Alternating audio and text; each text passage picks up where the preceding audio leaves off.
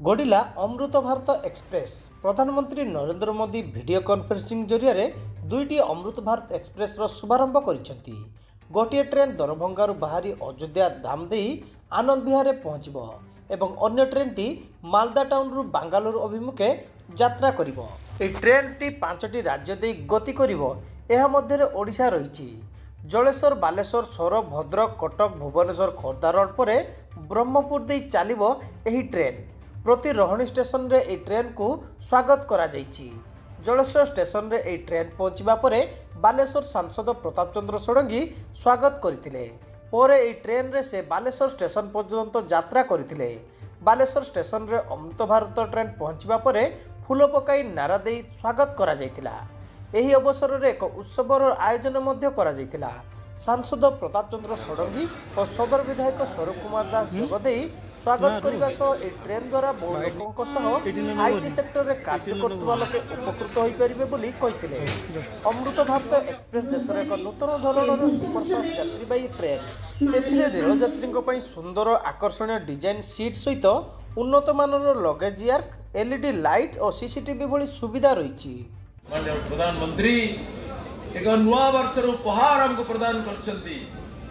बड़े भाई माने ए जो अमृत भारत ट्रेन चलला दुईटा या सहित 6टा वंदे भारत ट्रेन रो आज माननीय प्रधानमंत्री पताका लेके तक विदा करछ। आपण मन देखुथिबे कि पूरी द्रुत गति रे रेल विभाग रो अभिवृद्धि घटुछ। माननीय अश्विनी वैष्णव हम रेल मंत्री ए जिल्ला रे जिल्लापाल थिले। उन्हें भाई माने मु आपण मान को आनंदर एवं गर्वर सहित कहबाक चाहे, आपण स्मरण कर देबाक चाहे। ए वर्षक भितर प्राय 3-4टी ट्रेन चलला। दुईटी मेमो ट्रेन, गोटे बालेश्वर रु भुवनेश्वर, गोटे जलेश्वर रु पुरी, दुईटी मेमो ट्रेन चलला। नुआ ट्रेन बालेश्वर तृतीय हला वंदे भारत ट्रेन चलला जार स्टॉपेज बालेश्वर अछि। चतुर्थ हला ए जो अमृत भारत ट्रेन चलला बालेश्वर 3टी स्टॉपेज। ओडिशा रो प्रथम स्टॉपेज भाबरे जलेश्वर रे हमें सारी के आसिलु एवं बालेश्वर रे जलेश्वर बालेश्वर और सोरत स्टॉप माने अश्विनी वैष्णव आसीबा परे सिया को सम्मति देले। से कहले मु एक कथा प्रधानमंत्री को पाखरे उपस्थापन कली, प्रधानमंत्री भी याको आशीर्वाद कर देले, तुरंत करो शीघ्र करो। ओने भाई माने शिलान्यास हेतला 1.5 वर्ष तळे एबे उद्घाटन हेबो। पूर्व सरकार रे शिलान्यास होतिला, उद्घाटन हेबार संभावना नथिला। ओने भाई माने आज से कथा नहीं, शिलान्यास भी होची, उद्घाटन भी होची। सरकार सब द्रुत गति रे रेल स्टेशन उद्घाटन हबो। आगामी 5 तारिख जनवरी 5 तारिख दिन माननीय रेल मंत्री अश्विनी वैष्णव आसीबे। हजार हजार लोक से उत्सव को सेलिब्रेट करै। दिन बेतनट रे सबवेर शिलान्यास। बालेश्वर रेल स्टेशन विश्वस्तरीय रेल स्टेशन हेबो। 300 कोटी रु अधिक टंका इटी खर्च हो। अनेक उपस्थित बालेश्वर समस्त जनसाधारण को अनेक अनेक शुभेच्छा जणाउछ एवं धन्यवाद मध्य जणाउछ। निश्चित भाव में जो ट्रेन चलाचल जी आरंभ होईची अमृत भारत ट्रेन मालदा रु बेंगलोर कनेक्ट करिवो, जहाँ द्वारा कि आम अंचल यात्री माने जो माने मेडिकल फैसिलिटी पाई हो बा पिला माने जो माने आईटी सेक्टर रे काम करचंती से माने बुआ कनेक्टिविटी पाइबे।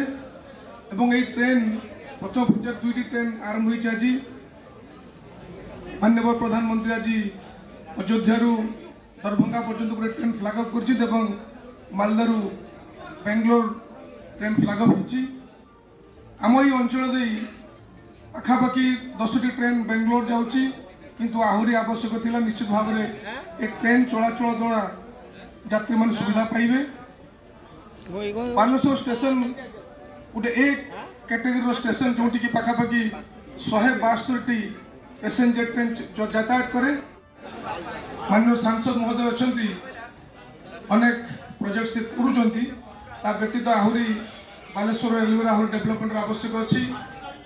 केवल बालेश्वर डेवलपमेंट में आज रेलवे समस्त कर्तृपक्ष ये उपस्थित अच्छा मुझे चाहिए जी परिमाण रे रेलवे ओडिशा को फोकस करिया कथा से फोकस करूना।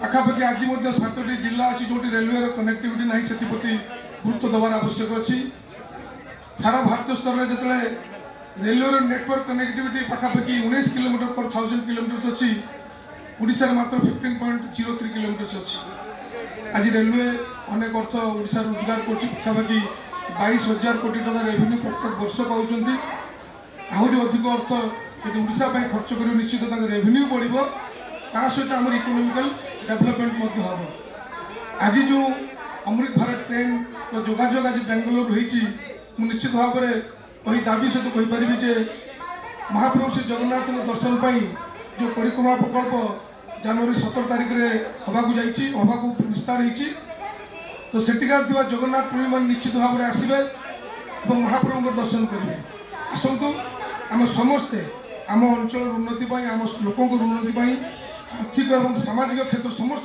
सर्वांगीन उन्नति आम समस्ते चेष्टित रहा।